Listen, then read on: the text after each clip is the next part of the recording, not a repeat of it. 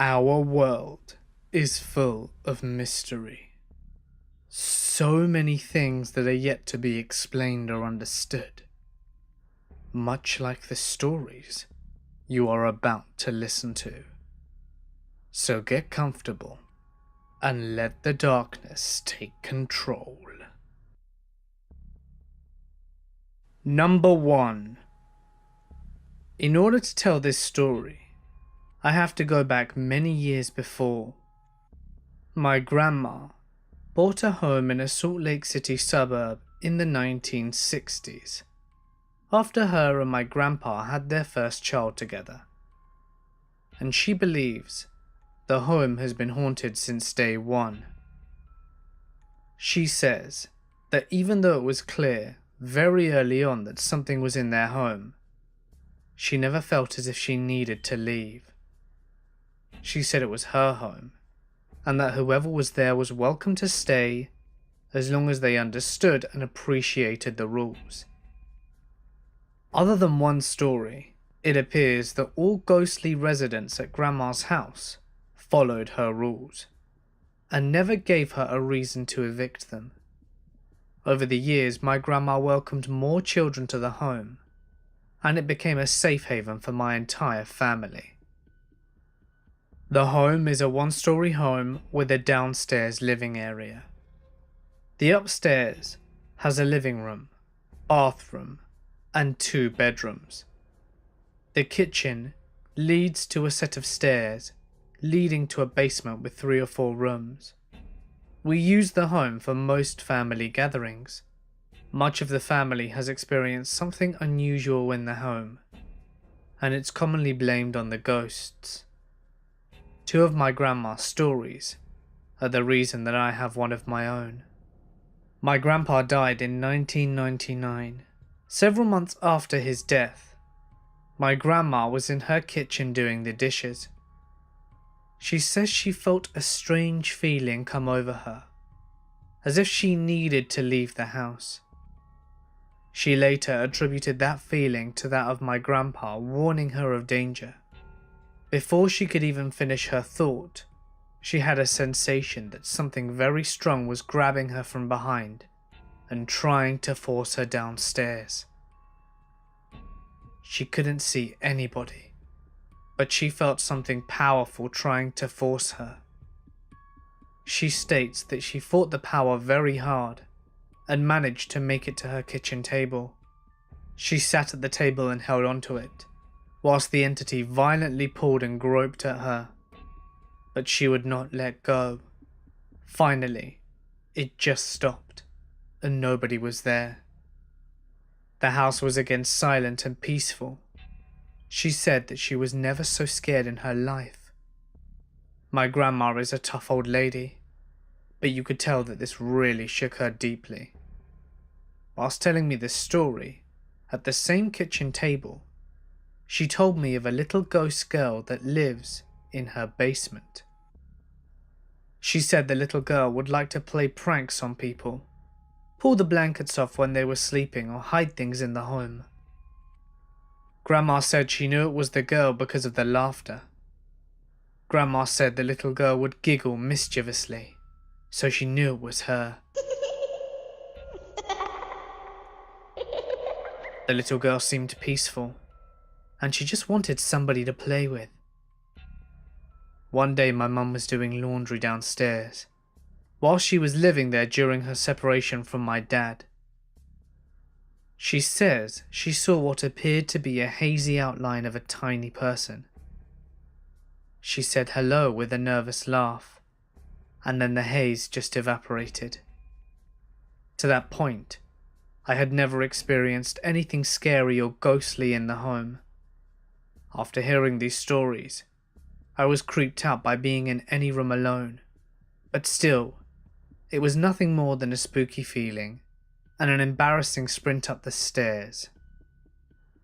Now, flash forward a few years to the exact kitchen table, only subtract my grandma and add my mother and 2 of my friends, Brad and Ashley. We were all sitting around talking and planning our evening. My friends and I had no money, So we settled on an evening at my grandma's house with my mum.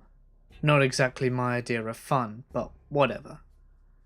At one point, we began telling ghost stories, and my mum and I decided to tell my friends about the house of horrors that they were currently sitting in. My mum told them about the little girl. She had an experience with the girl, so it made sense for her to tell it.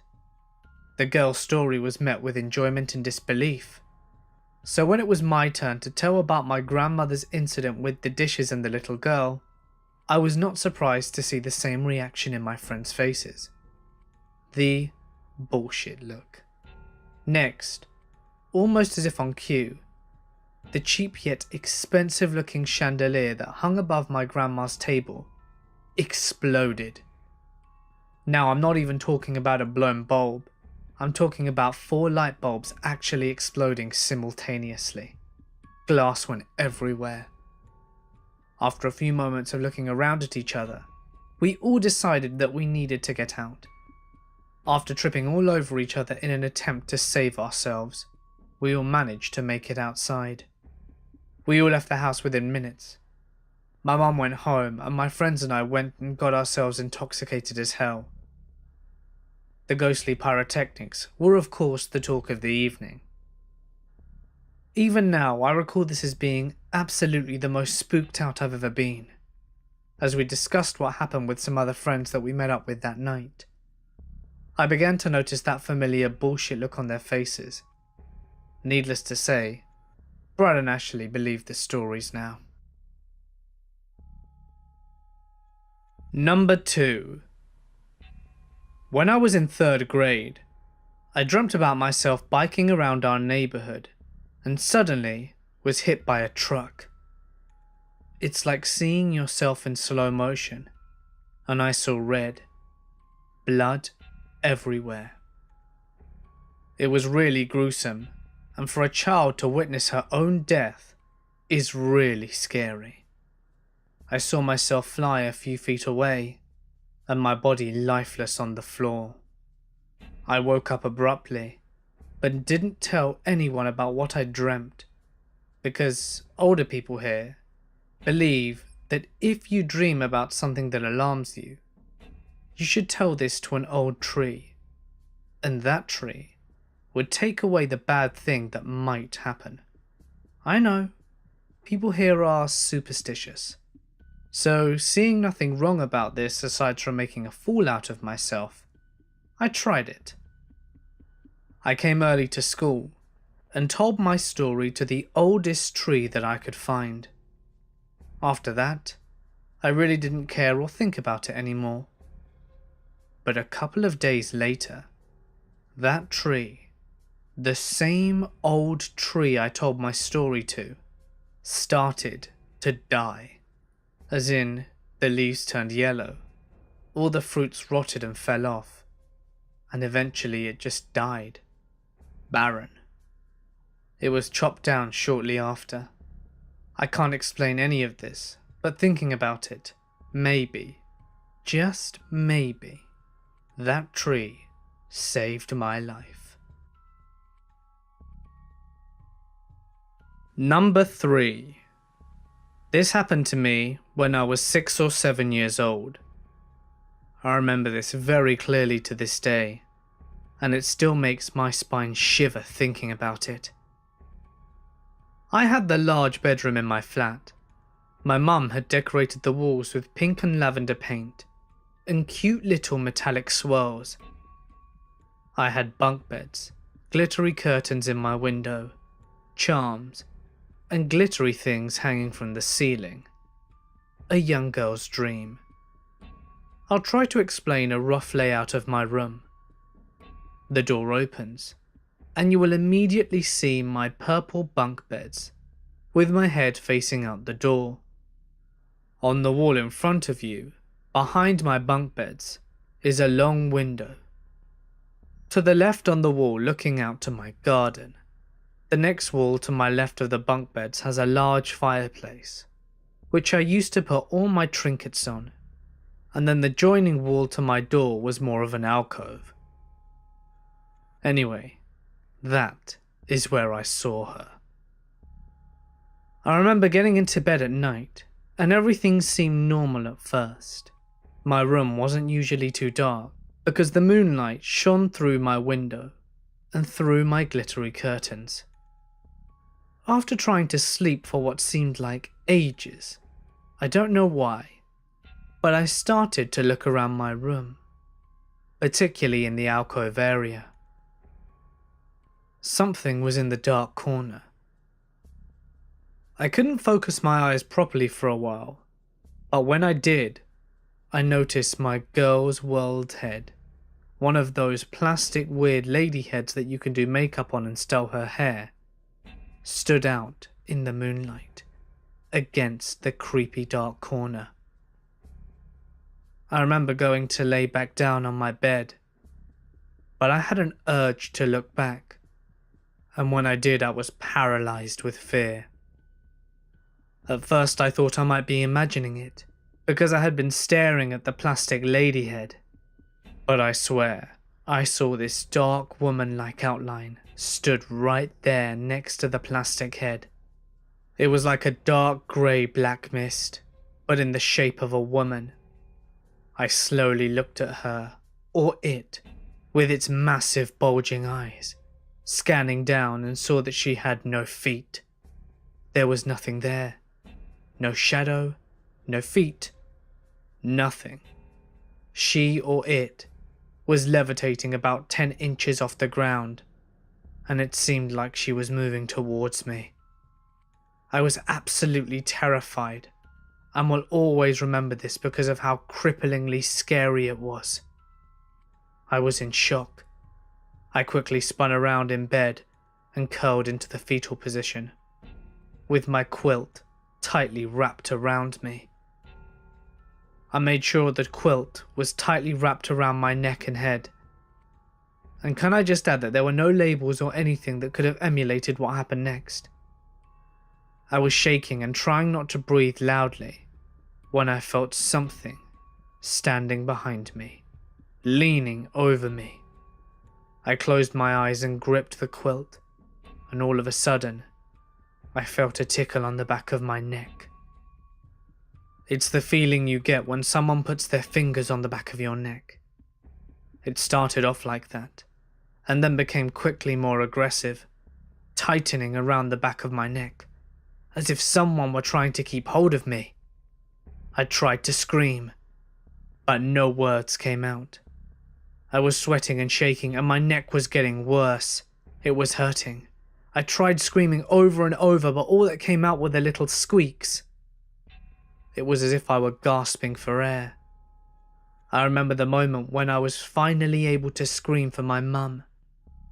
I screamed at the top of my lungs, but it came out as a cracked, blood-curdling cry for help.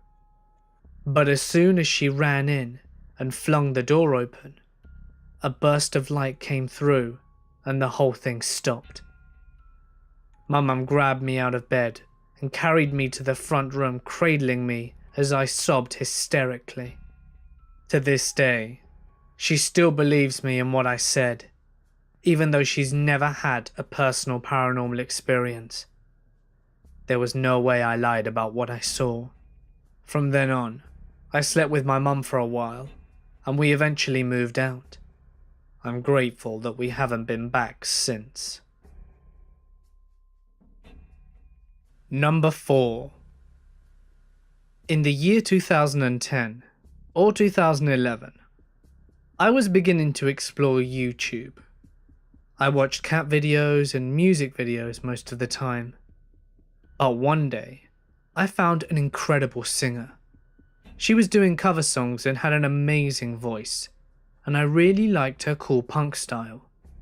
I liked her but didn't have a YouTube account, so I couldn't subscribe to her, and that's why I lost her again, after a couple of days. Jump to the year 2015, where I found my all-time favourite YouTuber, Ryan Higger. I love this guy and his content so much. I can't even begin to tell you. I got addicted to him, and I followed him on every social media platform possible.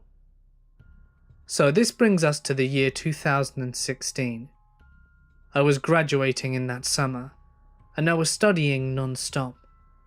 One day in June, I think it was Friday the 10th, I was studying for a really long time. It was around 12:30 or 1 when I finally said, okay, that's it. I want to stop now. But I was awake too much. So I had to distract myself in order to get tired enough to go back to sleep.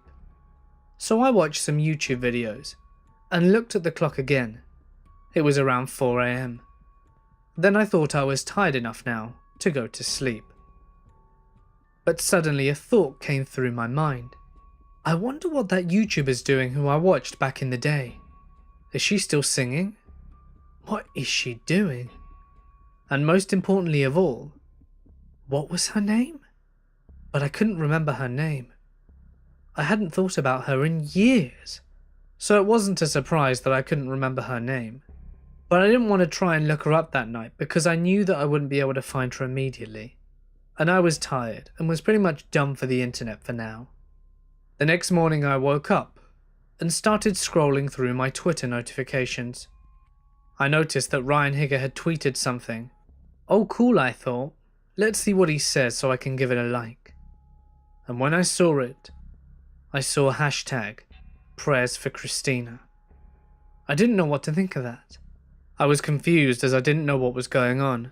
And as I kept scrolling down my feed, there was another one. Please tell me that hashtag RIP Christina Grimmie is just a messed up rumour. My whole body froze. I was staring at my phone in disbelief, shock and terror. I knew the face that I was going to see when I googled that name. I couldn't stop my fingers from moving off my phone because I was too scared. I knew the name. I remembered it again. After a minute of staring onto my phone without really looking at it, I googled the name of the girl. And yes, it was her. It was the YouTuber I thought of the night before. She had been shot right after a concert and died. That alone was sad enough because she was such a talented artist. And I'm 100% sure she would have had an amazing career if that incident hadn't have happened. But the fact that I hadn't thought about her in over 6 years, not hearing a single thing about her here in Austria, and then thinking about her on the night of her death? That's too crazy for me. And it still is. I mean, how can it be possible? A couple of weeks later, I thought about the experience and wondered, when did she die exactly? I mean, what time?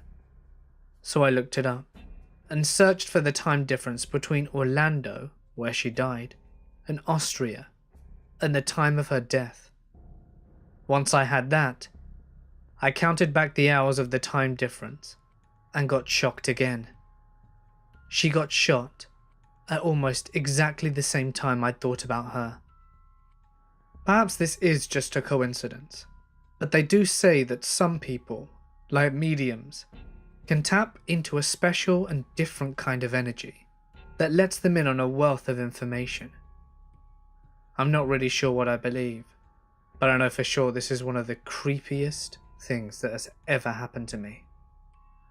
Rest in peace, Christina. Number 5. I'm pretty sure I'm currently being haunted by a ghost who really needs to take a dump.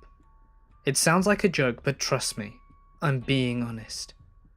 It all started last summer. I was home alone reading a book in the living room when suddenly I hear a loud fart from the kitchen. It startled me and I went to see what was going on.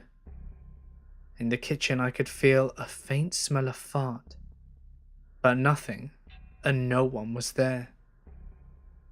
Fast forward a couple of weeks, I'm at Starbucks and had to take a whiz. Only the disabled toilet was unoccupied, so I went in.